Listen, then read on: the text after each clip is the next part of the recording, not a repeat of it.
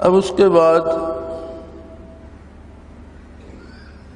یہ خشوع و خضوع، یہ متوجہ الی اللہ ہونا، اس کے لیے ایک خاص حالت چاہیے، دل کی ایک قلب کی ایک خاص کیفیت چاہیے، ورنہ آپ خاموش بیٹھے رہیں گے، دل کہیں اور بھٹکتا رہے گا، وہ پتہ نہیں کیا جمع تفریق کرتا رہے گا، کیا باتیں سوچ رہا ہوگا، بدن کہیں ہوگا، دل کہیں ہوگا۔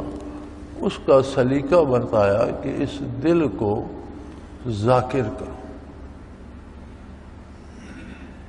جب دل خود ذاکر ہوگا، خود اللہ کے نام سے آشنا ہوگا، جب اس میں انوارات و تجلیات باری منعکس ہوں گے، جب اس میں نبی کریم صلی اللہ علیہ وسلم کے انوارات و برکات آئیں گی، تو یہ از خود کلام الہی کی طرف کھنچا رہے گا اور اس طرف متوجہ رہے گا۔ اس کا طریقہ کیا ہے؟ قرآن کریم ارشاد فرماتا ہے وَاذْكُرْ رَبَّكَ فِي نَفْسِكَ،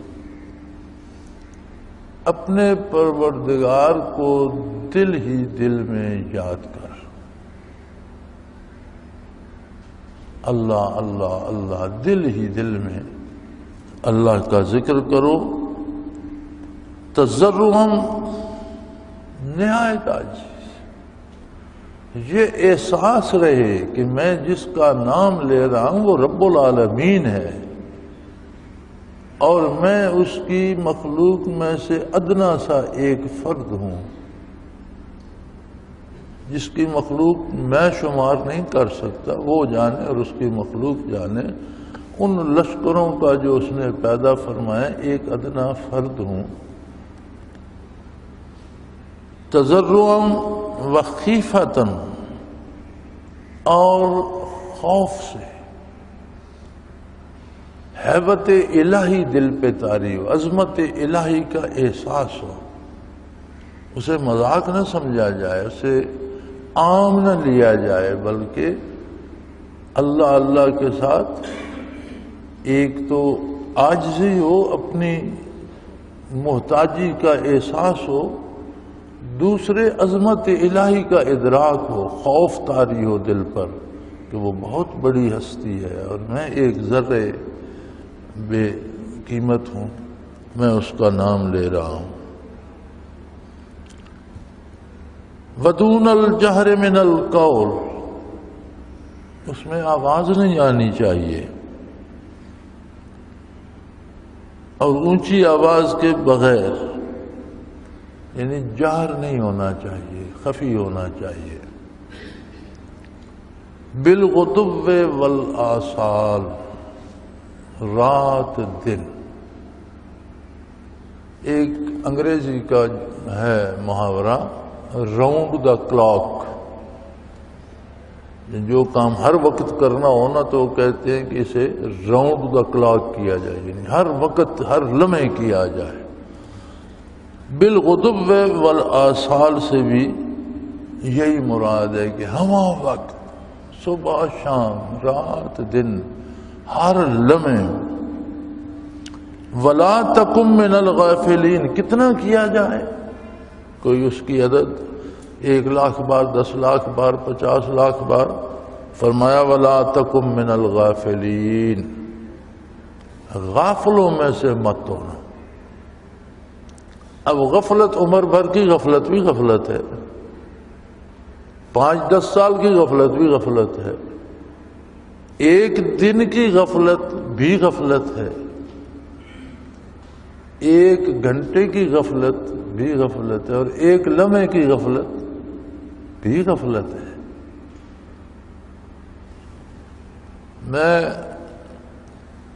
میرے منیر دیکھ رہا تھا، پیر میر علی شاہ صاحب رحمۃ اللہ علیہ کی سوانح حیات ہے،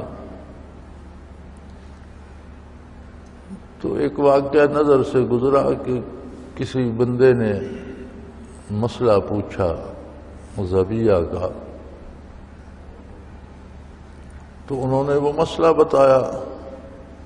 بعض اوقات ہوتا ہے جانور بے ہوش ہو گیا یا گولی لگی زخمی ہو گیا، لیکن جب تک دل دھڑک رہا ہوتا ہے تب تک وہ مرتا نہیں، اور جب ذبح کیا جائے تو دل دھڑکنے کی دلیل یہ ہے کہ جب ذبح کریں تو گردن کی رگیں جب کٹتی ہیں تو ان سے خون آتا ہے، نکلتا ہے، چونکہ دل اسے پمپ کر رہا ہے۔ جب دل کی حرکت رک جائے تو پھر ذبح کریں تو رگوں سے خون نہیں نکلتا۔ تو اس طرح کا مسئلہ تھا، وہ مسئلہ مجھے اب یاد نہیں، میں ویسے بتا رہا ہوں کہ جانور کوئی گر گیا، بے ہوش ہو گیا، گاڑی کے نیچے آ گیا۔ تو میرے ساتھ کئی دفعہ ایسا ہوا، جنگل میں ہم شکار جاتے تھے تو جانور لوگوں کے ریوڑ چر رہے ہوتے تھے، وہ اچانک کوئی بھیڑ یا بکری سڑک میں آ گئی، اوپر سے جیپ گزر گئی تو روک کر ذبح کی تو حلال ہو گئی۔ کہتے مر گئی مر گئی، میں نے کہا مری، ذبح کر کے دیکھتے ہیں۔ ذبح کی تو چونکہ دل دھڑک رہا ہوتا ہے، وہ خون اچھل کر نکلتا ہے، اس کا مطلب ہے زندہ تھی، دل دھڑک رہا تھا۔ تو وہ مجھے یاد نہیں کہ میرے منیر میں مسئلہ کیا تھا، ذبح کا مسئلہ تھا۔ تو وہ مسئلہ بتانے کے بعد وہ دوستوں کی طرف جو ان کی محفل میں ان کے خادم بیٹھے تھے ان کی طرف متوجہ ہوئے تو فرمانے لگے کہ جانور مکلف نہیں ہے، لیکن اگر اللہ کے نام کے بغیر اس کا دم نکل جائے تو حرام ہو جاتا ہے، اس کا کھانا حلال نہیں، حالانکہ حلال جانور ہو، لیکن چاہیے کہ اس کا دم اللہ کے نام پہ نکلے، اور اگر اللہ کے نام کے بغیر نکل جائے تو حرام ہو جاتا ہے۔ تو انسان جو مکلف ہے اس کی جتنی سانسیں اللہ کے نام کے بغیر نکلتی ہیں کیا وہ حرام نہیں ہے؟ اس لیے صوفیوں کا ایک مقولہ ہے، جو دم غافل سو دم کافر، اس میں ناشکری کی گئی، اللہ کا شکر ادا نہیں کیا گیا۔ لہذا قرآن کریم کی یہ آیہ کریمہ پورا ذکر خفی کا طریقہ بتاتی ہے۔ کئی لوگ اعتراض کرتے ہیں نا ذکر خفی قلبی پر، حضرت حافظ صاحب سے کسی نے، حافظ الرزاق مرحوم سے رحمۃ اللہ علیہ سے کسی نے یہ اعتراض کیا تھا، تو انہوں نے یہ آیہ کریمہ سورہ اعراف کی پڑھی، فرمایا وَاذْكُرْ رَبَّكَ فِي نَفْسِكَ، اپنے دل میں اللہ کو یاد کر، عاجزی سے، خوف سے اور آواز کے بغیر، رات دن ہمہ وقت، اور غافلوں میں سے نہ ہونا۔ فرمایا اگر یہ ہمارا طریقہ ذکر خفی کا درست نہیں ہے تو اس آیت کے مطابق کوئی دوسرا طریقہ بتا کے دکھاؤ۔ یہ جو آیہ کریمہ حکم دے رہی ہے اس کے مطابق کوئی طریقہ بنا کر دکھاؤ کہ ہر سانس میں اللہ کا نام بھی ہو، اس میں دل بھی شامل ہو، آواز زبان سے نہ نکلے، زبان خاموش ہو، اور پھر وہ دن رات دن غافل نہ ہو، ہمہ وقت ذاکر ہو جائے۔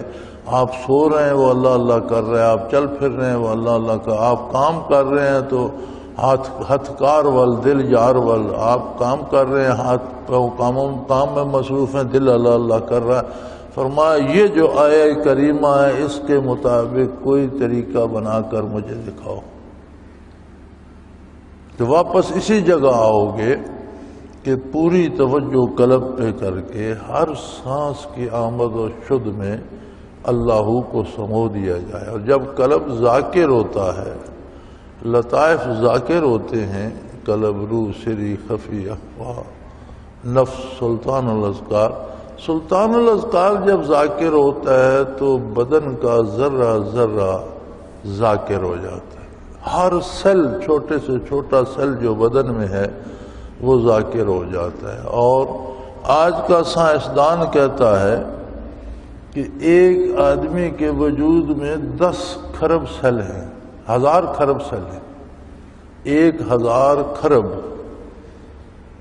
100 کروڑ ہو تو 1 ارب بنتا ہے، 100 ارب ہو تو 1 کھرب بنتا ہے۔ 1000 کھرب سیل ہر بندے کے، بالغ بندے کے وجود میں ہوتے ہیں۔ اگر اس کا قد چھوٹا ہے تو سیلوں کا سائز چھوٹا ہوگا، قد بڑا ہے تو سیلوں کا سائز بڑا ہوگا، لیکن سب میں 1000 کھرب ہوتے ہیں۔ سلطان الاذکار کا مطلب ہے کہ 1000 کھرب باڈی سیل ذاکر ہو جائے، اور اس بندے کے وجود سے ہر لمحے 1000 کھرب بار اللہ کا نام نکلتا ہے، ہر سیل اللہ کا نام لیتا ہے اور 1000 کھرب بار اس کے وجود سے اللہ کا نام نکلتا ہے۔ ایک حکیم صاحب ہوتے تھے، شاہ صاحب مرحوم، اللہ پاک مغفرت فرمائے، ملتان سے تعلق رکھتے تھے، فوت ہو گئے۔ کافی عمر تھی ان کی، بہت زیادہ عمر تھی۔ تو ایک دفعہ حضرت جی سے کہنے لگے کہ جو احسان بحثیت شیخ آپ نے ذکر خفی قلبی عطا کر کے مجھ پر کیا ہے، اگر میری کھال اتار لی جائے اور اس کے جوتے بنا کر آپ کو پہنائے جائیں، پھر بھی اس کا شکر ادا نہیں ہو سکتا۔ بڑا قیمتی جملہ انہوں نے کہا کہ جو شخص یہ اہلیت رکھتا ہے کہ قلب ذاکر ہو جائے، سلطان الاذکار نصیب ہو جائے اور وجود کا ہر سیل ذاکر ہو جائے، تو اگر وجود کی کھال اتار کر اس شخص کے لیے جوتے بنوا دیے جائیں، پھر بھی اس کا شکر ادا نہیں ہو سکتا۔ یہ اتنی بڑی نعمت ہے۔ اور قرآن کریم نے اس کا پورا طریقہ ارشاد فرما دیا، وَاذْكُرْ رَبَّكَ، اپنے پروردگار کو یاد کر، فی نفسک، دل ہی دل میں، زبان خواہ متضرعاً، عاجزی سے، وخیفتاً، اس کی عظمت کا لحاظ رکھتے ہوئے، ہیبت الہی کو تصور میں لاتے ہوئے، دون الجہر من القول، بغیر آواز نکالے ہوئے، زبان بند ہو، خاموشی ہو، متوجہ اللہ ہو، اپنی بے مائگی کا احساس ہو، اس کی جلالت و عظمت کا احساس ہو، بالغدو والآصال، رات دن، صبح شام، ہمہ وقت، ولا تکن من الغافلین، کوئی لمحہ ایسا نہ آئے جس میں تو اللہ کا ذکر نہ کر رہا ہو، کبھی غافل نہ ہو۔ زبان سے جو ذکر کیا جاتا ہے وہ بھی ذکر الہی ہے، لیکن زبان ہمہ وقت ذکر نہیں کر سکتی، اسے اور بھی بہت سے کام ہیں، بہت سی باتیں کرنا ہوتی ہیں۔ عملاً جو کام شریعت کے مطابق کیا جاتا ہے وہ عملی ذکر ہے، لیکن شاید پہلی بات تو یہ ہے کہ ہم سارے کام شریعت کے مطابق نہیں کرتے، ہم سے بہت سی نافرمانیاں ہوتی ہیں۔ دوسری بات یہ ہے کہ اگر کوئی ایسا فرشتہ صفت انسان ہو جو ہر قدم شریعت کے مطابق اٹھائے، ہر بات شریعت کے مطابق کرے، ہر کام شریعت کے مطابق کرے، تو جب سو جائے گا تو کام تو ختم ہو جائیں گے، پھر تو ذکر چھوٹ گیا، غفلت آ گئی نا۔ زبان خاموش ہو جائے گی، سو جائے گا تو غفلت آ گئی، لیکن جب دل ذاکر ہو جاتا ہے تو بندہ سو جائے وہ دھڑک رہا ہے، بندہ کام کر رہا ہے وہ دھڑک رہا ہے، بندہ بے ہوش ہو گیا وہ دھڑک رہا ہے۔ اگر اس نے دھڑکنا بند کر دیا تو زندگی کی شمع گل ہو جائے گی۔ جب تک سانس کی ڈوری چل رہی ہے وہ دھڑک رہا ہے۔ اب اگر اس کو اللہ اللہ پہ لگا دیا جائے اور وہ اللہ اللہ پہ لگ جائے تو پھر اس سے بڑی بات کیا ہے؟ اور کسی شخص کے پاس اگر کسی کو ذکر قلبی اور لطائف بھی نصیب ہو جائے تو میں سمجھتا ہوں کہ وہ بڑا ہی بے وقوف ہے کہ اس سے بڑی کسی کرامت کا مطالبہ کرے۔ یہ بجائے خود اتنی بڑی کرامت ہے کہ کسی کے پاس بیٹھ کر آپ کے ہر سل کو ذکر الہی نصیب ہو جائے اور ایک لمحے میں 1000 کھرب دفعہ اللہ بدن سے نکلے تو وہ تو چلتا پھرتا ایک اللہ کے نام کا روشن ستارہ بن گیا۔ دنیا دار عمل ہے، یہاں عمل کرنا پڑتا ہے اللہ اللہ کے رسول صلی اللہ علیہ وآلہ وسلم پر اعتماد کر کے۔ یہاں ہم جتنا عمل کرتے ہیں اس میں قبولیت کی ایک ہی شرط ہے کہ وہ اعتماد علی الرسول ہو۔ ہم قرآن پڑھتے ہیں، ہمیں نبی صلی اللہ علیہ وسلم پر اعتماد ہے کہ یہی قرآن ہے جو اللہ نے نازل فرمایا۔ ہمیں صحابہ کرام پر اعتماد ہے کہ انہوں نے پوری دیانت و امانت سے وہی قرآن آگے منتقل کیا۔ ہمیں تابعین، تبع تابعین، علماء امت اور آج تک جس طرح ہمیں وراثتاً قرآن نصیب ہوا، ان سب لوگوں پر اعتماد ہے۔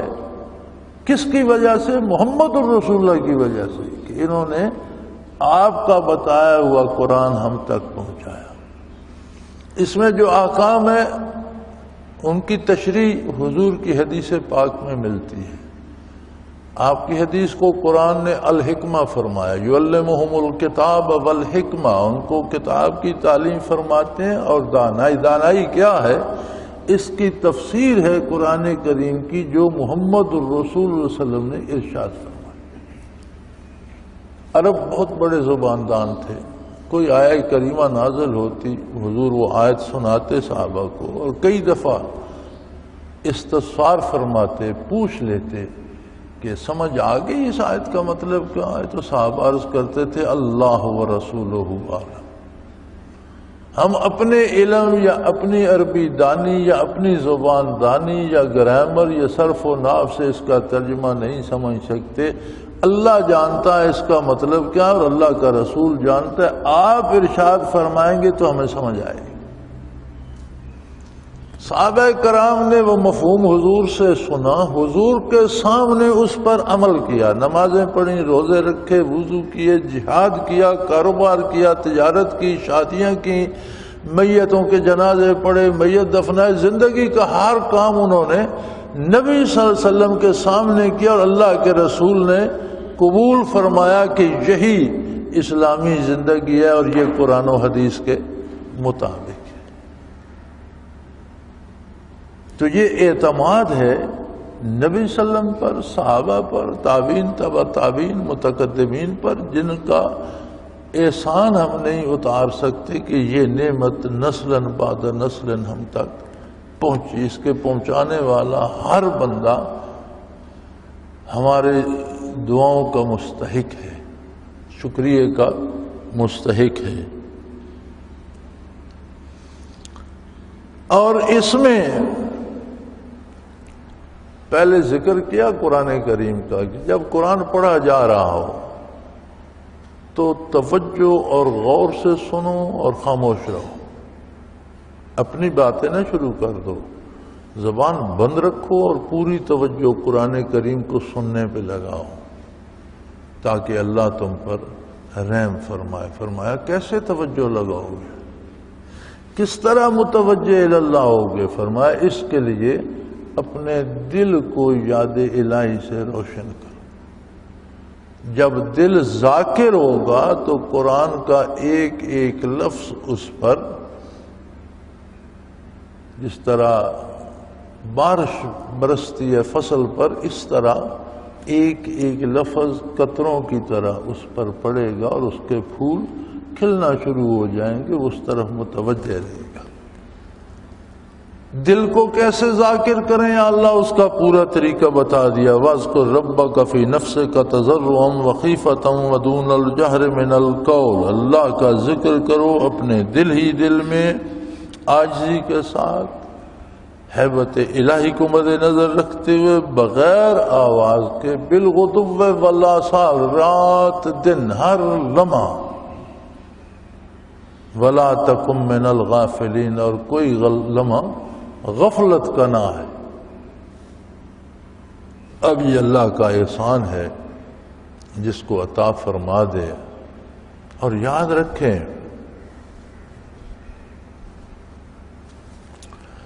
انسان جب تک دنیا میں ہے آزمائش میں ہے، اور یہ بڑی سخت آزمائش ہے اللہ کی۔ دنیا کا جو اجر ہے، دنیا کا جو بدلہ ہے، شہرت ہے، دولت ہے، دو ہی چیزیں ہیں، پیسہ مل جاتا ہے یا شہرت، کو عہدہ مل گیا، شہرت مل گئی، فلاں وزیر ہو گیا، فلاں افسر ہو گیا، فلاں صدر ہو گیا، دولت مل گئی، یہ دو ہی چیزیں دنیا میں ملتی ہیں اور دونوں سامنے نظر آتی ہیں۔ اگر کودا ملتا ہے تو اس کا روب داب بھی نظر آتا ہے، آگے پیچھے گاڑیاں اور ہارن اور پولیس اور یہ وہ۔ دولت ملتی ہے تو وہ بھی نظر آتی ہے، بندہ سمیٹ لیتا ہے۔ لیکن آخرت کا جتنا معاملہ ہے وہ ہے نبی صلی اللہ علیہ وسلم پر اعتبار کر کے کہ یہ نیکی کرو گے تو اس کا اتنا اجر ملے گا، وہ دکھایا نہیں جاتا کہ یہ دیکھو یہ اجر پڑا ہے، نہیں۔ اگر حجاب ہٹا دیا جائے، جنت و دوزخ اور عذاب و ثواب سامنے ہو، تو پھر کون انکار کرے گا؟ پھر تو ہر کوئی محنت کرے گا، اور یہ قیامت کو ہوگا۔ کافر کہیں گے یا اللہ اب ہم نے جنت بھی دیکھ لی، دوزخ بھی دیکھ لی، دوزخ بھی میدان حشر میں سامنے لائی جائے گی، وَبُرِّزَتِ الْجَحِيمُ لِمَن يَرَىٰ، دوزخ کو لایا جائے گا وہاں کھینچ کے، دلو دیکھ لو یہ دوزخ ہے جس کا تم انکار کرتے۔ وَأُزْلِفَتِ الْجَنَّةُ غَيْرَ بَعِيدٍ، اور جنت بھی سنوار سے انکار کر قریب ہی سامنے کر دی جائے گی، جنت بھی نظر آ رہی ہوگی، دوزخ بھی، فرشتے بھی، حساب کتاب بھی۔ تو کافر کہیں گے اللہ ہم ہمیں دنیا میں واپس بھیج دے، تو جو کام دنیا میں ہم کرتے تھے وہ نہ کریں، اب جو تو اور تیرا نبی فرمائے وہ کام کریں۔ لیکن یہ دل اتنی نازک چیز ہے اور اتنی حساس اور سینسٹیو ہے، یاد رکھو جو چیز جتنی نازک ہوتی ہے اتنی حساس ہوتی ہے، اور جو چیز جتنی لطیف ہوتی ہے، جتنی باریک ہوتی ہے، اس کی طاقت اتنی زیادہ ہوتی ہے۔ یہ حکمت الہی ہے۔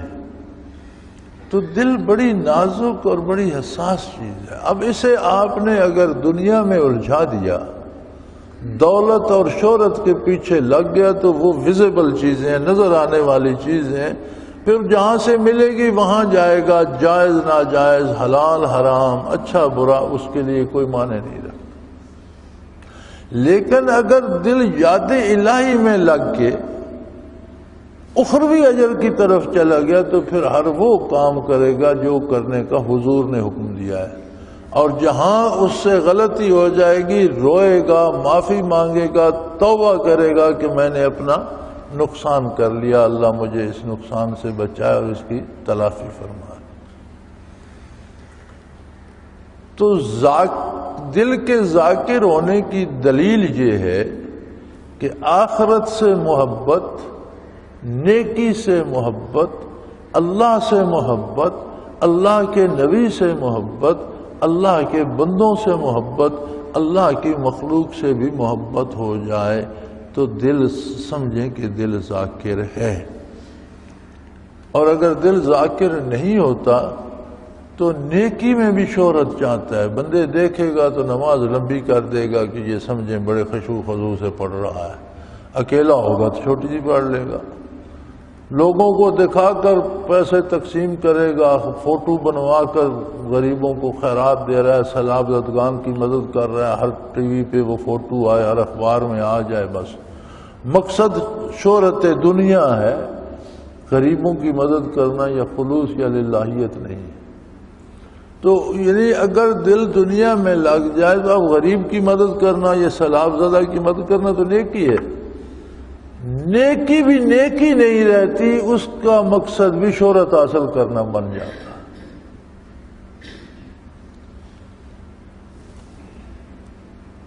تو بندے کو اپنا محاسبہ کرتے رہنا چاہیے، اگر کوئی ذاکر ہے اس کو بھی، اور جس کو ذکر نصیب نہیں ہے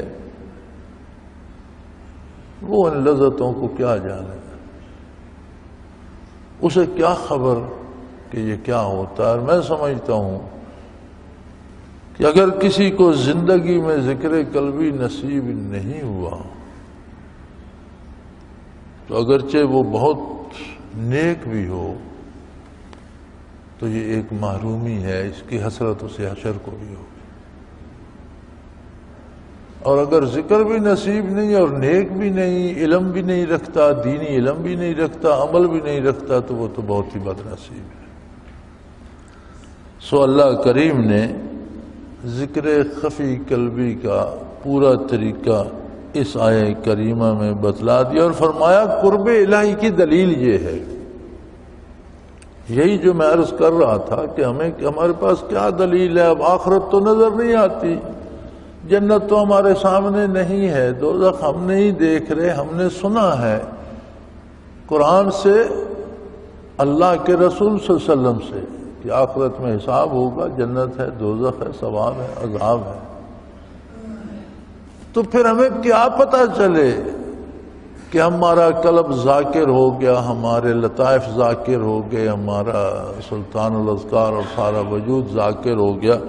فرمایا جنہیں قرب الہی نصیب ہوتا ہے، ان الذین عند ربک، جو تیرے رب کے مقرب ہیں، جو تیرے پروردگار، جو آپ کے پروردگار کے مقرب ہیں، لا یستکبرون عن عبادتہ، وہ اس کی عبادت سے تکبر نہیں کرتے۔ یعنی دل کے ذاکر ہو جانے کی دلیل یہ ہے کہ عبادات الہی سے محبت ہو جائے،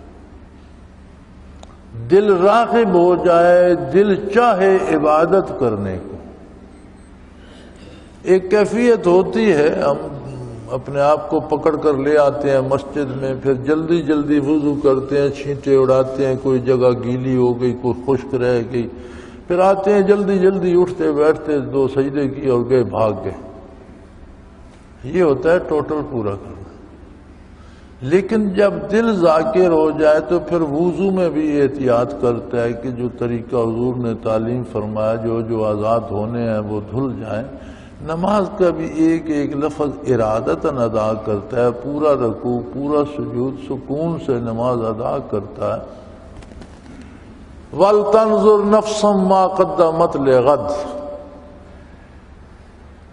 اللہ کریم نے ارشاد فرمایا کہ ہر بندے کو یہ دیکھنا چاہیے کہ وہ کل کے لیے، فرد قیامت کے لیے کیا آگے بھیج رہا ہے۔ عموماً ساری تفاسیر میں جو میں نے دیکھی، اکثر تفاسیر میں جن کو دیکھنے کا شرف حاصل ہوا، اور اکثر تراجم میں اس سے یہی مراد لیا گیا ہے کہ اپنے گناہوں پر نگاہ کرے کہ آگے کل کے لیے کیا بھیج رہا ہے۔ غلطیاں کر کے، گناہ کر کے، برائی کر کے تو فرد قیامت کے لیے تو نہیں بھیج رہا۔ لیکن میں نے اس آیہ کریمہ سے ایک دوسرا انداز بھی سمجھا، الحمدللہ اللہ نے مجھے ایک دوسرے انداز کی سمجھ بھی عطا فرمائی کہ گناہ تو ہیں ہی گناہ، ہم جو نیکی کرتے ہیں اسے بھی ہمیں دیکھنا چاہیے کہ کیا یہ نیکی ہے جس کی امید پر میں اسے کل کے لیے بھیج رہا ہوں۔ ہم جب نماز ادا کرتے ہیں تو اس وقت ہمیں یہ احساس ہونا چاہیے کہ ان رکعت کا مجھے اجر ملے گا آخرت میں۔ جب یہ احساس ہوگا تو ہم پوری طرح قیام بھی کریں گے، رکوع بھی مکمل کریں گے، سجود اور جلسہ بھی پورا کریں گے، اس کے الفاظ بھی سمجھ کر سوچ کر آیات بھی پڑھیں گے، سورہ فاتحہ بھی پڑھیں گے، تکبیر بھی کہیں گے۔ اگر یہ احساس نہیں ہوگا تو پھر آدمی ٹوٹل پورا کرے گا، اور جو پڑھتا ہی نہیں اس کی بد نصیبی کا تو کیا کہنا۔ اللہ معاف کرے، اللہ سب مسلمانوں کو توفیق دے۔ یہ بڑی محرومی ہے کہ مسلمان ہو کر نماز سے محروم رہے، یہ اللہ کی ناراضگی کی دلیل ہے کہ وہ اسے سجدہ کرنے کی بھی توفیق نہیں دیتا، اپنی بارگاہ میں پیشانی رکھنے کی توفیق ہی نہیں دیتا، اپنے گھر میں آنے کی توفیق ہی نہیں دیتا۔ یہ تو بہت بڑی محرومی ہے۔ لیکن یہ دیکھنا چاہیے، فرمایا جس کا قلب ذاکر ہو جائے اسے عبادات سے محبت ہو جائے گی۔ حضور صلی اللہ علیہ وسلم کا ایک ارشاد ہے، اس کا ایک مفہوم ہے کہ ایک بندہ فجر پڑھتا ہے اور پھر اس امید میں رہتا ہے کہ زور کا وقت ہو اور بر وقت زور ادا کر، زور سے فارغ ہوتا ہے تو اسے عصر کا انتظار ہوتا ہے کہ عصر ہوگی ادا کروں گا، عصر سے فارغ ہوتا ہے تو مغرب کا انتظار ہوتا ہے کہ مغرب ہوگی تو ادا کروں گا، پھر عشاء کا انتظار کرتا ہے، عشاء پڑھ کے فارغ ہو جاتا ہے لیکن بے فکر نہیں ہوتا، صبح کی فکر ہوتی ہے کہ کہیں سوتا نہ رہ جاؤں، نماز چلی نہ جائے۔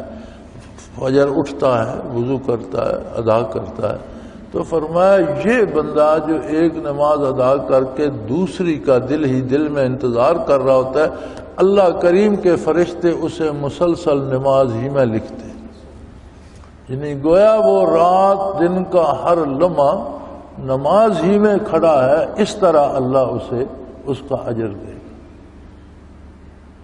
اب جو بندہ ادا ہی نہیں کرتا، اس بات کو اگر ہم پیچھے لے جائیں تو ایسے نظر آتا ہے اسے اللہ اور اللہ کے رسول پر اعتبار ہی نہیں ہے، جو کچھ حضور نے فرمایا اس پر اسے اعتماد نہیں ہے، اور یہ بڑی خطرناک بات ہے۔ سو فرمایا یہ جانچنا، ہمارے ذاکرین ساتھیوں کو بھی بڑا تجسس ہوتا ہے، کوئی مجھے بتائے تیرے مراقبات کتنے ہیں، کوئی مجھے بتائے کس کو کیا منصب مل گیا۔ قرآن بتا رہا ہے کہ جب ذکر قلبی نصیب ہوتا ہے، کیفیات قلبی نصیب ہوتی ہیں، تو ان الذین عند ربک لا یستکبرون عن عبادتہ، جنہیں تیرے رب کا قرب نصیب ہوتا ہے، یہاں سے مقرب فرشتے مراد لیے ہیں مفسرین نے، لیکن بات عام ہے کہ جسے قرب الہی نصیب ہوتا ہے وہ عبادت میں تو پھر اس کا جی لگ جاتا ہے، وہ قربان ہو جاتا ہے، وہ چاہتا ہے کہ سجدے ہی کرتا رہوں، تلاوت ہی کرتا رہوں، درود ہی پڑھتا رہوں، ذکر ہی کرتا رہوں، اللہ کی عبادت سے محبت ہو جاتی ہے۔ وَيُسَبِّحُونَهُ، ہمہ وقت اس کی پاکی بیان کرتا رہتا ہے۔ وَلَهُ يَسْجُدُونَ، اور صرف اس کے سامنے سر بسجود، ان کا سر اس کی بارگاہ میں جھکتا ہے، اپنی اغراض و مقاصد کے لیے کسی دوسرے دروازے پر ان کا سر نہیں جھکتا، کسی اور کے سامنے سجدہ ریز نہیں ہوتا۔ اور اگر یہ کیفیت نصیب نہ ہو تو ایک ایک لقمے کے لیے 10 دروازوں پہ سجدے دیتے ہیں، عاجزی کرنا، منتیں کرنا، یہی سجدہ ریزی ہے نا۔ بندے جو سر اللہ کی بارگاہ میں نہیں جھکتا وہ بے شمار دروازوں پہ جھکتا ہے، اور جو اللہ کی بارگاہ میں جھکتا ہے وہ سوائے اللہ کے دوسرے در پہ پھر جھکتا نہیں ہے۔ عیسیٰ کریمہ سے سجدہ واجب ہو جاتا ہے، پڑھنے اور سننے دونوں طرح سے، مجھ پر بھی ہے آپ پر بھی ہے۔ ایک سجدہ کر لیجئے گا، اللہ کریم قبول فرمائے، اللہ تمام مسلمانوں کو ذکر قلبی خفی نصیب فرمائے، وہ کیفیات نصیب فرمائے، اپنے حبیب صلی اللہ علیہ وسلم کی محبت اور عبادت میں